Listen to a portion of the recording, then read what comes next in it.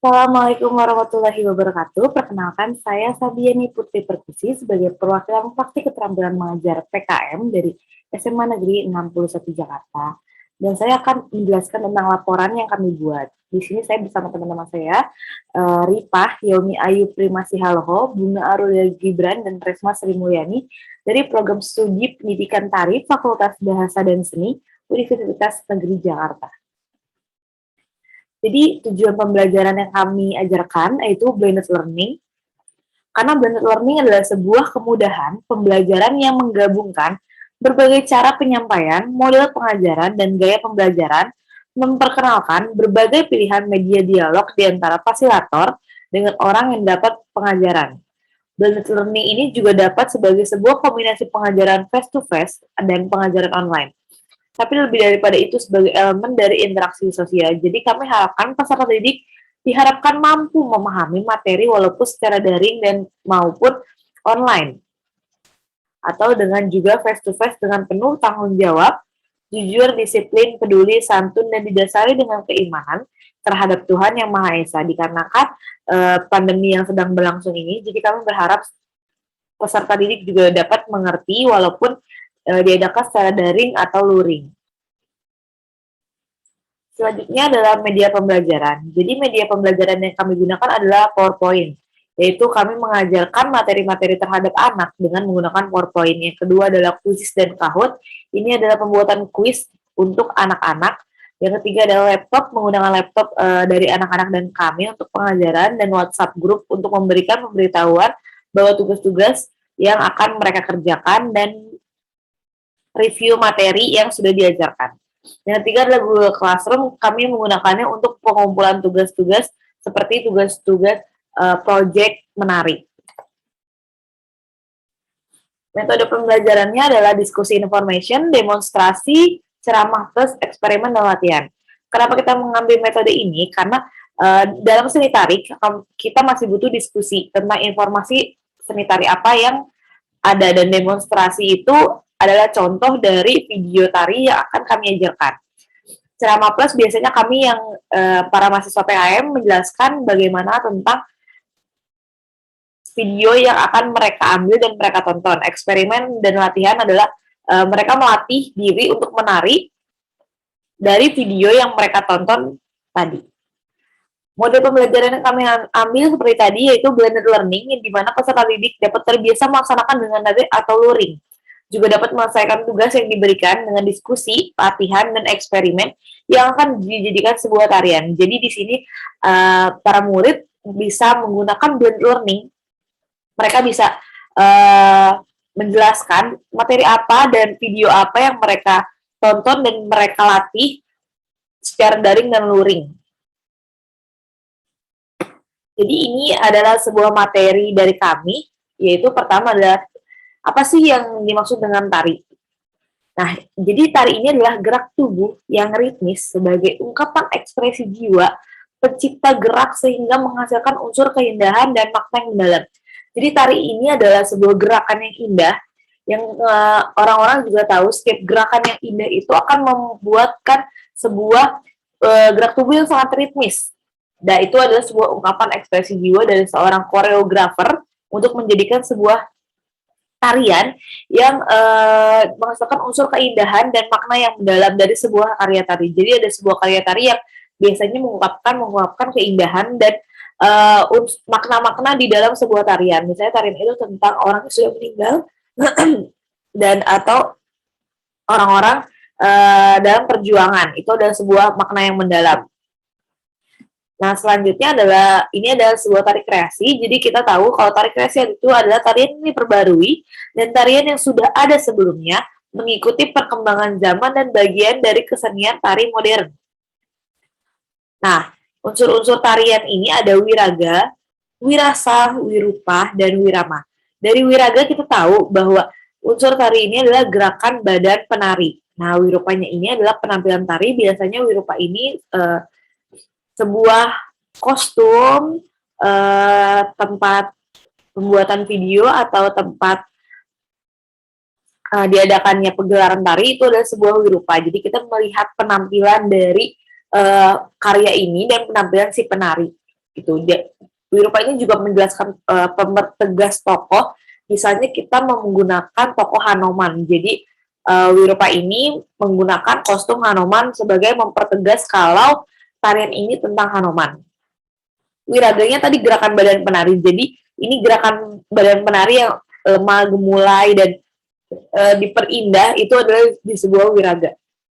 Jadi kalau nggak ada wiraganya, gerakannya asal-asalan juga kita tidak bisa melihat bahwa ini sebuah tarian yang indah. Yang ketiga adalah wirasa. Nah, wirasa ini adalah sebuah penghayatan atau mimik penari. Nah, ini juga sebagai penjelasan mempertegas dari sebuah karya tari. Jadi, misalnya dia mengadakan tarian tentang peperangan. Nah, di tarian peperangan ini, mimik wajahnya itu serius. Karena ini sebuah penghayatan dan mempertegas kalau mereka itu sedang perang. Nah, misalnya mereka sedang menjadi keluarga bahagia. Itu adalah banyak tersenyumnya karena itu menjelaskan kalau mereka ini penghayatannya adalah dan mimiknya itu tentang keluarga yang bahagia. Wirama ini iringan musik. Jadi kalau nanti seandainya ada tarian, biasanya itu ada iringan musik dan itu disebut wirama. Iringan musik yang berjalan bersama tari itu ada disebut wirama. Nah, ini ada pengolahan gerak, ada dua, yaitu distortif dan stilatif. Nah, distortif ini adalah merombak gerak sehingga berbeda dari gerak asalnya.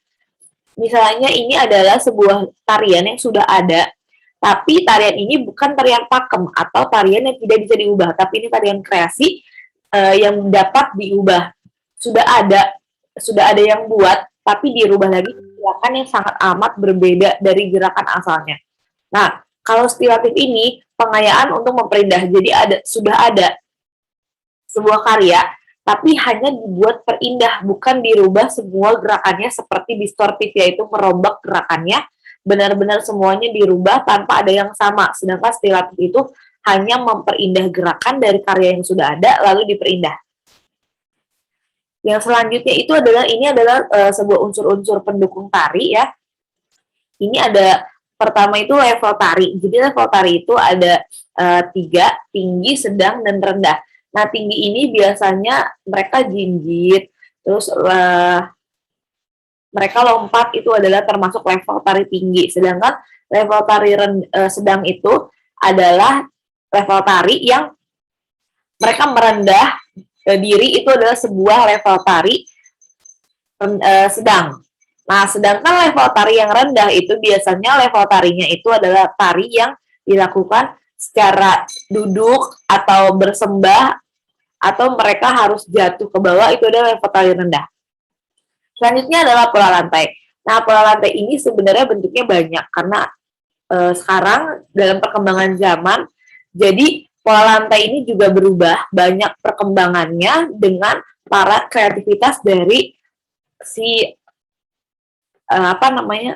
koreografernya. Jadi koreografernya ini bisa berkreativitas dengan pola lantai untuk memperindah si tarian. Biasanya pola lantai itu 2-1-2 untuk 5 penari, atau dibentuk segitiga itu juga untuk 5 penari atau lebih juga bisa gitu. Nah, terus unsur pendukung tarian selanjutnya adalah tata rias. Jadi kita tahu sebenarnya sebuah tarian kalau tanpa tata rias pun kita juga aneh melihatnya. Jadi unsur pendukung yang sangat penting sebenarnya tata rias dan kostum dalam bentuk si penari. Nah, tata rias ini adalah mempercantik si penari atau mempertegas karakter. Jadi kalau mempercantik itu biasanya diadakan digunakan di tarian-tarian yang memang digunakan untuk tarian-tarian cantik, seperti contohnya tari lenggang nyai, tari bedaya, terus pokoknya tarian-tarian yang memang ini unsur kecantikan. Tapi ada beberapa tarian yang juga bisa tata rias itu mempertegas karakter. Salah satunya adalah tari Hanoman. Nah, itu juga mereka kan harus mempertegas karakternya dengan tari Hanoman atau tari yang mengangkat cerita tentang nenek-nenek. Jadi itu juga harus tata riasnya tentang dibuat seperti dia nenek-nenek. Jadi nggak semua tata rias itu cantik, tapi memang harus untuk mempertegas karakter dari sebuah tarian atau sebuah karya. Yang unsur pendukung selanjutnya adalah tata panggung. Jadi tata panggung itu ada proscenium, itu panggungnya. Nah, jadi tata panggungnya itu harus jelas, terlihat indah atau tidak. Salah satunya contoh adalah pegelaran seni biasanya dibuat hanya dengan kain hitam di belakangnya, tapi itu didukung dengan tata cahaya yang indah dan hiasan-hiasan lainnya, atau tata panggung yang biasanya digunakan secara dalam ruangan, tapi dia menggunakan misalnya dia menceritakan tentang sebuah keluarga dan jadi di belakang ada rumah atau di depannya ada pagar. Itu tergantung tata panggung dari si karya yang dibawakan. Selanjutnya ada tata cahaya, yaitu tata cahaya itu lampu-lampu penerangan di antara di sebuah karya. Jadi ada beberapa tata cahaya yang indah, seperti dia memainkan lampu-lampu. Contohnya adalah sebuah misalnya ketika mereka bertengkar dalam sebuah tarian, ketika mereka bertengkar, cahayanya akan berubah jadi merah. Itu adalah pertanda kalau mereka itu sedang ada masalah. Merah itu artinya kemarahan, jadi biasanya sebuah masalah akan jadi merah dan ada kedap-kedip itu yang membuat kita semakin mengerti tentang ceritanya. Tata cahaya ini sangat membantu dalam kita tahu momen-momen apa yang ada dalam karya tari tersebut. Selanjutnya misalnya sedang biru. Biasanya biru itu adalah kalau biru itu biasanya kayak tentang santai, kebahagiaan, pokoknya yang belum ada konfliknya seperti merah dan apa namanya cahaya-cahaya lainnya. Dan putih itu biasanya general. Nah, itu biasanya digunakan ketika memang kegiatan sehari-hari atau belum ada konflik sama sekali yang bisa dimengerti atau maksudnya mempertegas dengan cahaya seperti itu. Nah, ini adalah sebuah jenis tari. Jadi jenis tari itu ada sebenarnya 4. Nah, cuman tari tunggal itu penarinya hanya 1. Jadi cuma 1 penari. Yang kedua adalah tari berpasangan. Biasanya penarinya hanya 2. Biasanya ini contohnya adalah Rama Sinta, itu berdua. Nah, tari kelompok ini sangat banyak sekarang. Penarinya lebih dari 2 orang. Nah, tapi kalau penarinya sudah lebih dari 50 atau 100 apa 300 atau sampai 3000 seperti Asian Games, itu disebut dengan tari massal. Karena masanya sudah banyak dan penarinya juga sudah banyak, bukan tari kelompok lagi. Karena tari kelompok ini biasanya terdiri dari 2 sampai 15 atau 12 itu juga sudah termasuk banyak. Seperti tari saman itu juga masih tari kelompok. Selanjutnya ini adalah gerak dasar tari. Jadi untuk menjadi sebuah penari atau koreografer kita juga harus tahu gerak-gerak dasar. Pertama itu gerak badan. Gerak badan yang kita lihat bisa di sini, ini adalah gerak badan, dia mengangkat tangannya. Nah, itu kita juga tahu kalau dia tuh membentuk badannya seindah mungkin untuk menjadi sebuah gerakan. Karena kita harus tahu gerakan badan apa yang harus dipertunjukkan dalam karya ini. Kedua, gerakan kepala. Nah, gerakan kepala juga sangat penting dalam seni tari, karena kalau hanya dengan menggunakan gerak badan tanpa kepala, itu juga tidak memperindah. Jadi gerakan kepala ini juga membantu untuk memperindah dari sebuah karya. Misalnya kanan, kiri, atau putar kepala, itu adalah memperindah sebuah karya. Selanjutnya adalah gerakan tangan. Kita bisa lihat gerakan tangan sebuah dasar tari di sini. Nah, gerakan tangan itu juga memperindah. Misalnya kita mempunyai karya tari, tapi hanya menggunakan gerakan badan dan gerakan kepala, sedangkan gerakan tangan dan gerak kakinya tidak dipergunakan. Itu sangat tidak enak ditonton. Jadi gerakan badan dan gerakan kepala, gerakan tangan, serta gerakan kaki ini adalah sangat penting. Mereka bisa menjadi satu kesatuan untuk memperindah sebuah karya. Gerakan tangan yang tadinya hanya cuman seperti ini. Nah, ini bisa diperindah dengan seperti ini. Ini dikebelakangin, jadi ini lebih indah. Atau diputer. Nah, itu adalah sebuah keindahan dari gerak tangan. Kedua, gerakan kaki. Nah, jadi kalau sudah ada gerakan badan, gerakan kepala, gerakan tangan, tapi nggak ada gerakan kakinya. Jadi, penari ini nggak pindah-pindah tempat dong, cuma di tempatnya aja. Nah, itu adalah monoton. Jadi, penari benar-benar, misalnya penarinya ini, kita ambil tari kelompok, dia bertujuh. Tapi mereka di tempat aja, itu sangat monoton dan harus perpindahan. Jadi, gerakan kakinya juga harus diperindah. Seperti jinjit, atau namanya eh, sembah itu juga menggunakan gerakan kaki di belakangnya. Jadi memang semua perlu gerakan kaki. Pindah dari pola lantai ke pola lantai selanjutnya itu juga perlu gerakan kaki. Nah, kita sudah sampai di nilai estetik. Kita bisa lihat di sini. Nilai estetik itu sama seperti yang tadi saya sebutkan, yaitu ada wiraga, wirasa, wirama, wirupa. Kita lihat dari pertama wiraga. Nah, kalau Kak bisa dilihat di sini, ini gerakan tari yang sangat indah. Nah, ini biasanya wiraganya itu dibuat sangat indah karena dia mempertontonkan keindahan dari raganya. Yang kedua adalah wirasanya. Kita bisa lihat di sini di gambar yang pertama.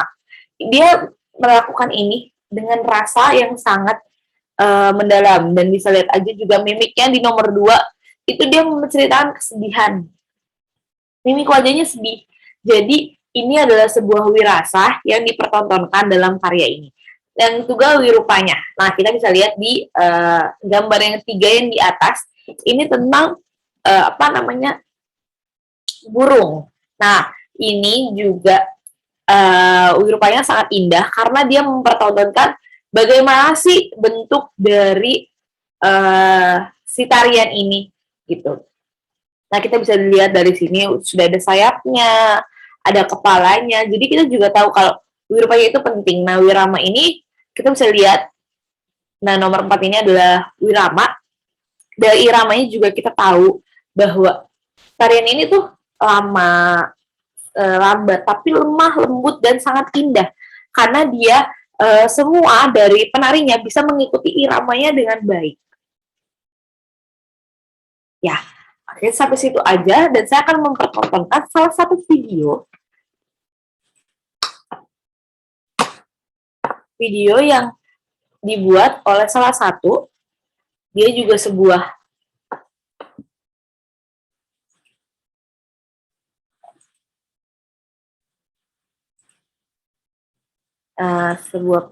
sebuah pemusik yang istrinya adalah ini adalah Wonderful Indonesia dari Avi. Dia mempertontonkan keindahan dari Indonesia, dan ini adalah sebanyak tarian-tarian yang memang dipertontonkan dari sangat indah untuk kita.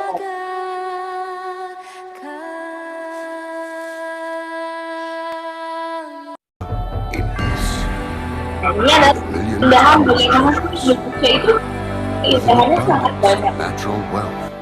Banyak kekayaan yang sangat melimpah terhadap itu. Nah, ini sebuah tarian yang kita lihat juga diperindah.